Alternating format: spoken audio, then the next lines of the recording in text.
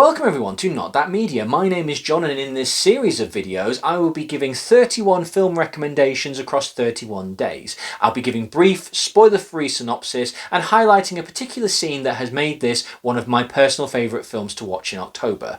There will be something funny, something spooky. It won't always be Halloween, but there will be certainly some scary stuff in there. So come along with me as I count down my 31 days of Halloween.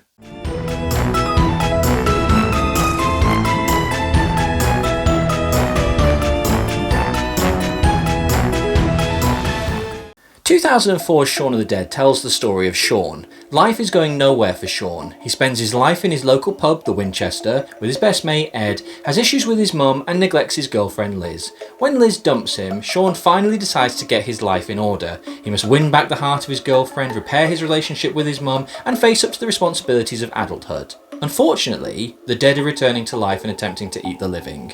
For the newly inspired Shaun, however, this is just another obstacle. So in the face of a full-scale zombie epidemic, armed with a cricket bat and spade, Shaun sets out with Ed in tow to rescue his mum and begrudgingly his stepfather, his girlfriend and even more begrudgingly her friends David and Diane, and take them to the safest and most secure place he knows, the Winchester.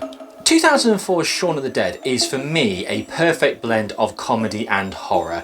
Edgar Wright, Nick Frost and Simon Pegg burst onto the scenes in their first feature film to show exactly what they're all about. Fantastic, self-referential meta humour, winking at films that have gone before, whilst also telling a new and funny story. The one thing that I love about the comedy horror element in this film is the fact that whilst Simon Pegg and Nick Frost and company bring a hilarity to the situation, the zombies are by no means funny. The film has great humour, great gore, it actually has a decent amount of emotion in it as well, and it's really surprising to think that this film is 20 years old. As part of these series of videos of the 31 Days of Halloween, what I wanted to do was try and find one scene in every film that perfectly encapsulates why I love that movie, and for newbies or people who may not have seen it for a while, give them a reason to go back and look at that film again, because I think all the films on this list do deserve their time. For Shaun of the Dead, it's really hard. There's so many great scenes, so many great moments, so many laughs, so much horror, and as I say, even a tear or two at certain scenes. So finding one scene has been really difficult, and technically speaking, I haven't been able to do it, because the scene that I always like to highlight to people isn't one scene at all. It's actually two scenes, and they both run for about 2 or 3 minutes, and they have the fantastic, unique nature of being exactly the same camera angle and camera shot and tracking shot of Shaun.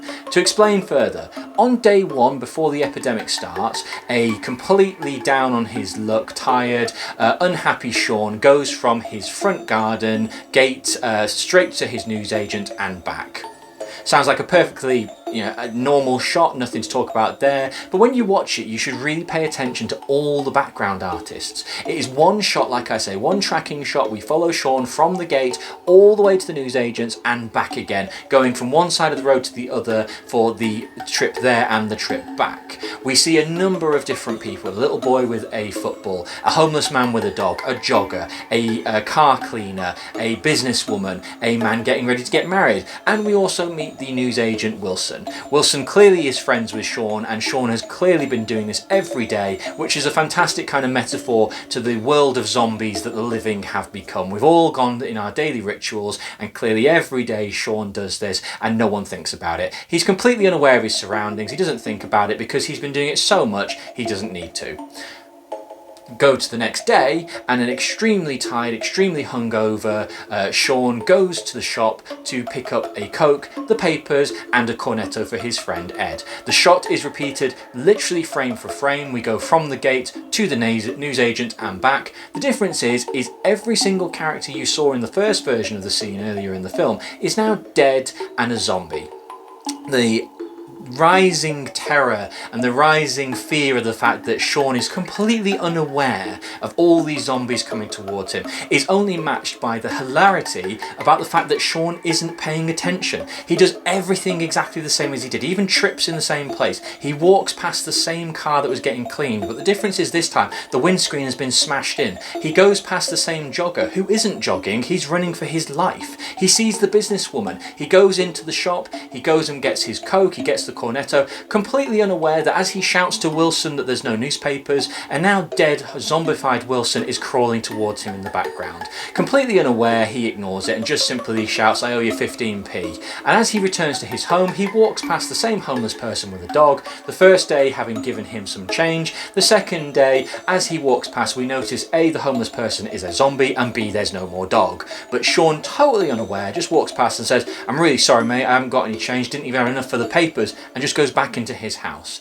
Two really simple scenes, about 90 seconds each. They're not even part of the main story, but I just find them so fascinating because for me, this is exactly what the film is all about. You have the hilarity of the mundane and the stupidity of Shaun, rivaled by the growing terror of the fact that there are zombies coming after him. The rest of the film is a whirlwind. Once it starts and Shaun and Ed realise there are zombies everywhere, comedy is just all over the place. This film, to literally nick a statement from Ed, is fried gold. It's got some great kills, great gore, great laughs. If you are not a comedy horror fan, I strongly recommend this film, and that's why it is on my 31 days of Halloween.